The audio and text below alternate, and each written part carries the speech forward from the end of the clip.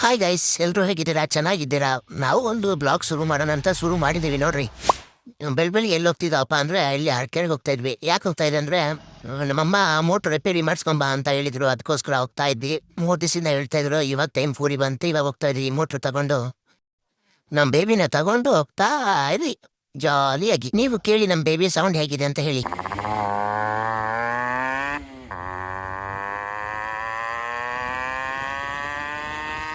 ಈ ಕಣ್ಣಲ್ಲಿ ಇನ್ನೀ ಏನೇನ್ ನೋಡ್ಬೇಕು.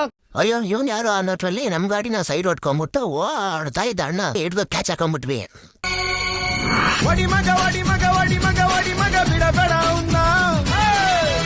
ಅಣ್ಣ ಮೊನ್ನೆನೆ ಮಾಡಿಸಿದಾರಂತೆ ಮೋಟಾರ್, ಮತ್ತೆ ಕೆಟ್ಟಾಗೈತೆ ಅಂತ. ನೋಡೋಣ ಅದಕ್ಕೇನು ರೋಗ ಬಂದೈತೆ ಅಂತ ಸ್ವಲ್ಪ ಚೆಕ್ ಮಾಡು ಅಂತ ಹೇಳಿದ್ರೆ ಚೆಕ್ ಮಾಡ್ತಾ ಇದ್ರು ಅಣ್ಣವರು. ಮೋಟಾರ್ನ ಕೊಟ್ಬಿಟ್ಟು ಅಯ್ಯೋ ಒಂದು ಬೀಟ್ ಹಾಕೋಣ ನಡಿ ಮಗ ಅಂತ ಹೇಳಿದೆ. ಹೊರಟ್ವಿ ಹಂಗೆ ಪೆಟ್ರೋಲ್ ಬಂಕ್ ಹತ್ರ ಬಂದು ಪೆಟ್ರೋಲ್ ಹಾಕ್ಸೋಬೇಕಂದ್ರೆ ಫುಲ್ಲು ರಶ್ ಇತ್ತು. ಅದಕ್ಕೆ ಹಂಗೆ ರಿಟರ್ನ್ ಹೊಂದ್ಬಿಟ್ವಿ.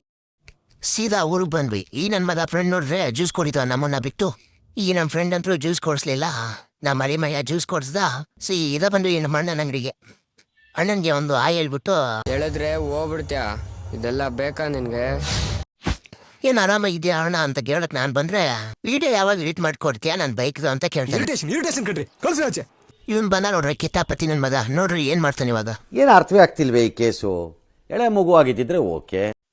ಹೋಗಿ ಸೈಲೆನ್ಸರ್ ಕೈ ಇಕ್ಕವನೆ. ನನ್ನ ಬೈಕ್ ದೂಸಿ ಹೋಗ್ಬಿಟ್ಟಿದೆ. ಅದಕ್ಕೆ ಸ್ವಲ್ಪ ಎಮೋಷನಲ್ ಆಗ್ಬಿಟ್ಟೆ ನಾನು. ಈ ಬ್ಲಾಗ್ನ ಇಲ್ಲಿಗೆ ಮುಗಿಸ್ತಿದೀವಿ. ಓಕೆ ಫ್ರೆಂಡ್ಸ್, ಹೇಳಕ್ ಇಷ್ಟಪಡ್ತೀನಿ. ಓಕೆ ಫ್ರೆಂಡ್, ಬಾಯ್.